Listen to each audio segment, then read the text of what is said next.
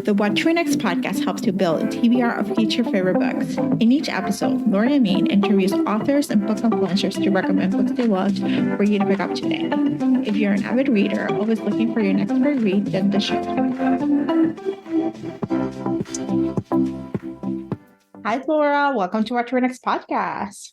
Hi there. So happy to have you here. So tell us a little bit about yourself. I live in Idaho. I'm married. I have 2 cats, no kids, but 2 cats. And I write historical romance novels. I don't know what else to say. This is great. So tell us what led you to start writing historical romance novels. Like, what was were you a fan of history or Regency or like Pride and Prejudice? What was the seed? Oh, yeah. I've always been a fan of history and I've always been a fan of romance. And it just seemed like a perfect combination for me. Mm-hmm. So when I decided to start writing, I got an idea and I was like, oh, this is a historical romance. Okay. And I just started writing. It wasn't a conscious decision, but it just seemed to be a natural fit. Yeah. And so what's the favorite time period for you to write?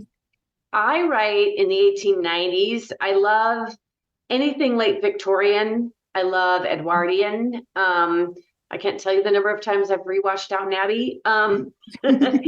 That's my favorite. I like Regency too, but late Victorian's my favorite. Yeah, I like that too. I think it's an interesting time period because there's innovations that happen and during that time period that we take for granted now that we're like, that was like brand new information, you know?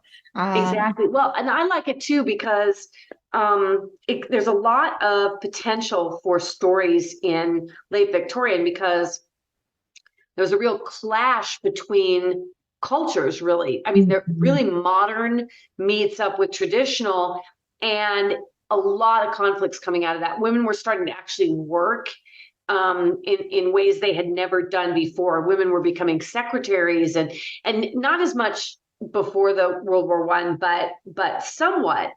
And women's rights. I mean, there was starting to be a lot of issues with women's rights and suffragist movements and things like that. So there's a lot of potential conflicts, particularly in romance. You've got a ton of that. Plus you had changes in the aristocracy because the aristocracy was going broke by this point. And, land rents weren't all that. And, earls weren't necessarily wealthy and they were having to cope with changing times and these modern ideas and things. And so there's a lot of potential for stories that I didn't see that kind of potential for myself in Regency, which is one of the things that drew me to the Victorian age. I love the innovation. I love the inventions. I love all the modern, the movement of society was much faster at this point than it had been. And so I really love it from that standpoint. Oh, it's so exciting. So we got to talk about Bookshop Cinderella. So what is the elevator pitch? Well, it starts out with a bet. The heroine owns a bookshop and she's at a point in her life where she wants a change, but she just doesn't know what it is. And we all get stuck in a rut and we think, I'm living my dream, but why am I not happier kind of thing? Mm-hmm. And my heroine loves her little bookshop, but it's a very small place. And she doesn't sell like exciting, new fiction. She sells, books on Latin and things like that. I mean, she sells rare books and things like that. So it's not the most exciting job in the world for her, even though she loved it. She's just feeling stale. And then the hero comes along and sees in her the potential to do something different and be something more. And she's like, get out of here. And then I won't say what happens, but a disaster happens to her shop and she has to change course a little bit. And so she cooperates with this bet. The hero's bet his friends basically that he can turn her into, a diamond of the season. And she's like, get out of here. And I don't need to be turned into a diamond of the season. I'm not interested. And then when disaster strikes, of course, she's like, well, maybe about that. Can we can we try this again? So she participates in this bet, and I won't say what happens, but as she progresses through the story, her awareness of a wider world becomes really important, and yet she's not sure she has the courage to take advantage of that. She wants to, you want to try something new, but you're afraid, right? And so that's really where her crisis comes in the story is, do I have the courage to do something completely new and different and be more daring? And she's a shy person. So for her, this is a big step. And her growth as a person really depends on how she makes that decision and what she does. Yeah. So it's Cinderella meets She's All That, Yeah, pretty much. Yeah, that kind of sums it up. I mean, I did not make that up myself. I saw that from a reviewer, and I was like, you know what? That's a perfect description. It's Cinderella meets She's All That. Yeah. And that sums it up. Yeah. Yeah, so it's perfect for that reader who is nostalgic of that rom-com, and like, okay, let's set up an historical romance. Let's think about it in the more rigid rules and how it can live in that society. Exactly. So I love this. What kind of books do you tend to read? I used to read a lot more historical romance than I do now. I'm sort of moving into reading a lot of historical fiction. I'm really loving the historical fiction. I mean, it's broad. The market is broader now. So like, I've been around a long time. I've been at this a long time. I mean, I sold my first book in 1992. So I've been around a while, and I have seen the growth of the historical fiction market. Historical romance has pretty much stayed pretty much the same in terms of interest and growth. And it's always been there, but I've seen historical fiction become much more popular, and a lot more historical fiction is being published than ever before. And of course, with ebooks and Amazon, we all have access to books that we might never have known about years ago. You've got to love those algorithms popping up titles in your feed. And so we're seeing a lot more historical fiction now, and I really have started to gravitate toward that. That's what I'm really reading right now.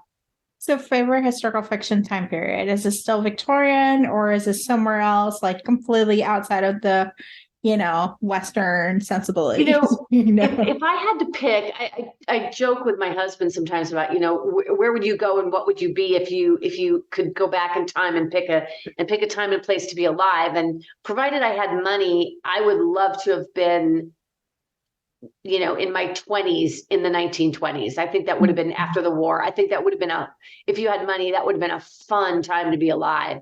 I read a lot in the Edwardian and the post-World War I, that whole era, that first 20 years of the 20th century is really fascinating to me. And I've been reading a lot in that era. I think I told you my little questionnaire thing that, one of the best books I've ever read, like ever, is A Gentleman in Moscow by Amor Towles. And that book absolutely blew me away. I mean, not only because the writing is so spectacular and he's so talented, but because the story itself it all takes place in a hotel, every bit of it. He never leaves, right? And you're like, how can this be interesting when he never goes anywhere? And it's absolutely fascinating. It's one of the best books I've ever read. But that time period when that was happening is one that is just fascinating to me. So that's a book I always recommend to anyone who wants a good book. Yeah, that's a good book to recommend. And I feel like there's so much to be said about like the 1920s, and sometimes like it's a reflection of like where we are now, 100 years later. We went through a pandemic. There's stuff like little seedlings of things are happening, similar vibe. So it's like history repeats itself, and it's funny very much so. Yeah, funny to go back to it and be like, holy crap, this is not brand new. Like what we're experiencing right now, it's not brand new, it's a little bit, I mean, we all like to think that we're going through things that no one else has ever experienced before. But the truth of the matter is, nothing that has been happening to us, COVID and all that, none of that is new. My grandmother would be like, yeah, so what? I went through the Spanish flu. There's nothing new under the sun. And so we get a lesson in, almost like a lesson in humility, right? Where it's like, okay, wait, you think you're suffering more than anyone else has ever suffered, but no, that's not the case. Welcome to life. Yeah.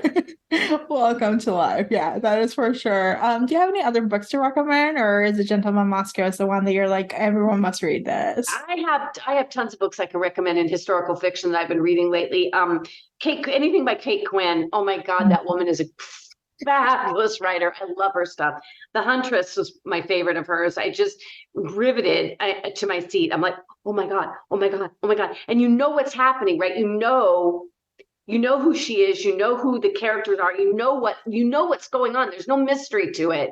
And yet you're on the edge of your seat going, oh my gosh, what's going to happen? Oh no, And so I love The Huntress. I love anything by Kate Quinn, but that one especially.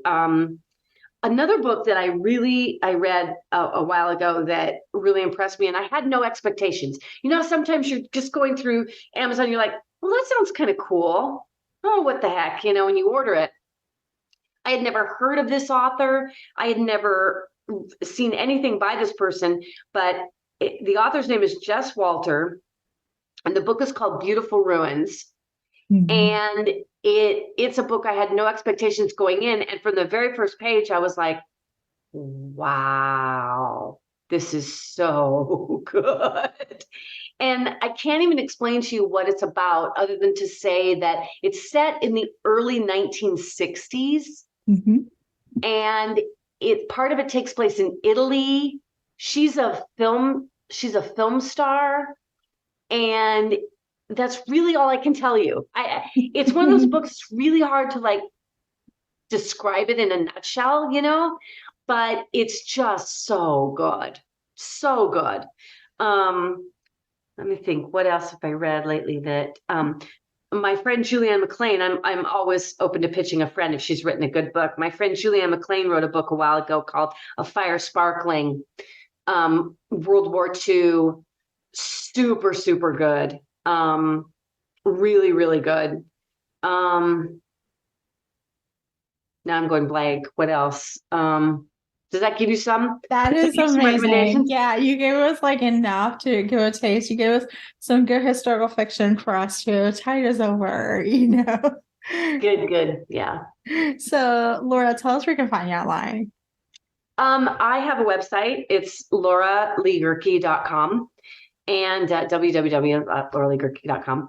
And you can find me on Instagram. I'm on Instagram. I'm on Facebook, and I'm also on Twitter, but I don't really go much to Twitter anymore. I don't really find it all that. I think it's kind of a time suck. I always end up getting into Twitter, and then 2 hours has gone by, and I'm like, really? And so I don't go to Twitter too much anymore. But and Facebook too. I pop in and pop out, but I'm not there as much. You will always be able to get through to me though through my website, or people can subscribe to my newsletter. I have great contests. I do book giveaways a lot, and I do contests on my website. And so you can always find out what's going on with me. I have a newsletter, but it's spam free and all that. But if you want to subscribe, that's a great way to keep in touch with me and find out what's going on. But I am on Instagram, and I love Instagram. Instagram's my favorite. I love this. Thank you, Laura, for being on the show. Thanks so much. If you enjoyed this podcast, feel free to share with friends, subscribe, rate, and review the show. This is the easiest way to support the podcast. For a list of books mentioned and other book recommendations, please visit whattoreadnextblog.com. Thank you so much for listening, and happy reading.